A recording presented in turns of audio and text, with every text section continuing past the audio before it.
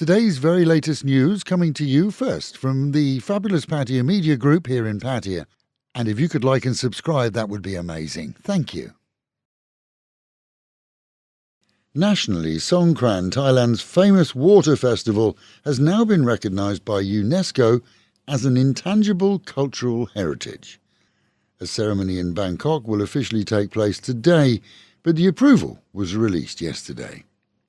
As the Thai Prime Minister directed the Ministry of Justice to investigate details shared in a Deutsche Welle TV programme, copied from Norddeutsche Rundfunk, regarding youngsters working in the entertainment industry in Pattaya.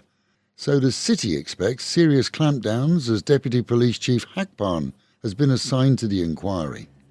No stranger to the details, as he was involved in the inquiry over a year ago when it first happened. City business groups have raised concern at the effect that this television programme could have on the reputation here, and City Hall is likely to pull out all the stops too, to ensure a speedy conclusion. Reality? The programme is a rehash of another which remains viewable here. Just who it is who's recently promoted the video clip here and for what reason is unknown.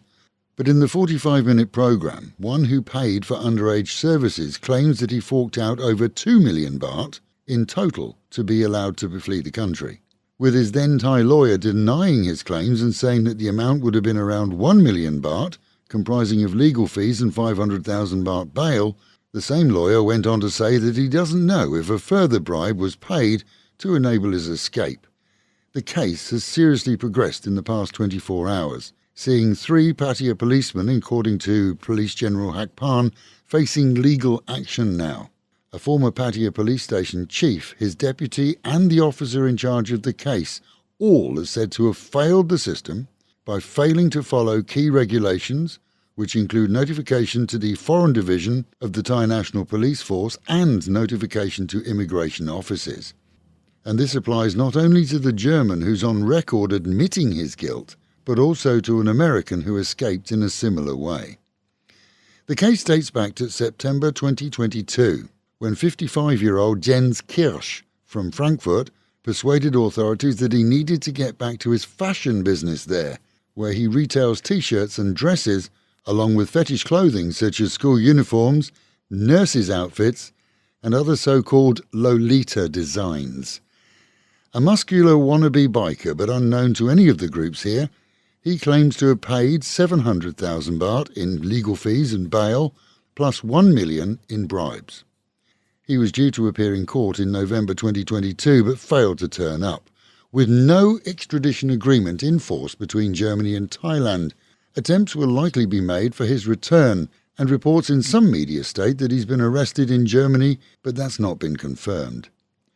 Earlier in the year it was confirmed that another expat, who was later found dismembered and hidden in a freezer by foreigners, had previously been arrested in a room when found with a 15-year-old.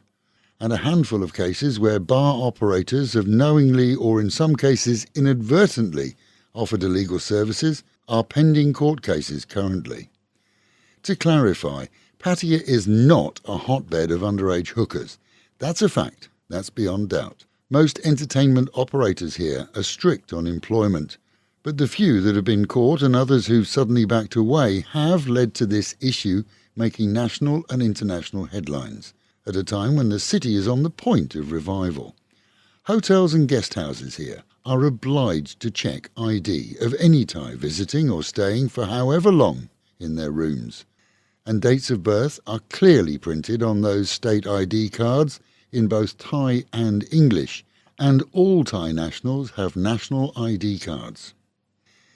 In other news, yesterday saw the appeal courts reject an appeal by the new Nordic group here, asking that a decision made by the bankruptcy courts to put it effectively in the hands of receivers be amended to allow them time to rehabilitate its business by deferring debts and continuing to operate in the hope of getting out of debt.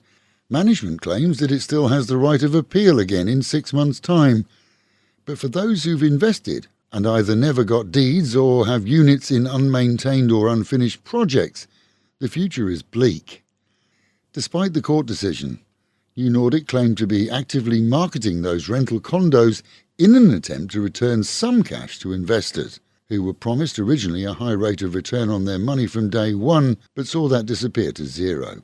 In their statement, they claim to be currently trying to transfer condo deeds to owners and register 30-year leases for others, but with a virtually zero budget, that may remain a challenge.